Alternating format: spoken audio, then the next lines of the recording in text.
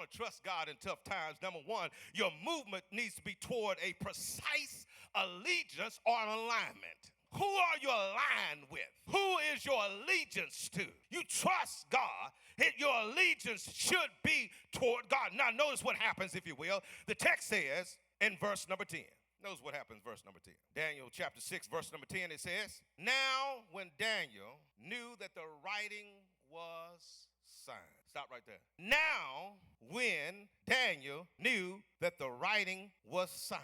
Understand this, between verses 1 through 9, the word had already went out. There was a decree, there was a declaration, there was a law that had already been bedded and stated beforehand that if anybody should bow, anybody should have allegiance to any other god within a span of 30 days, then they would get what is called banishment, what is called detriment, what is called degradation, what is called, they would literally be dealt with by the king, handled by the king, locked up by the king, incarcerated by the king, literally. But notice what happens, if you will. He knew that the writing was signed.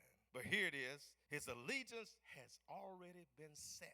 There's no question in Daniel's mind who he's hooked up with. There's no question in his mind who he's connected to. There's no questions in his mind who he's in alignment with, who he's affiliated with. He's not grappling with it. He's not questioning with it. He's not having a discussion nor a debate. There was no test of his loyalty.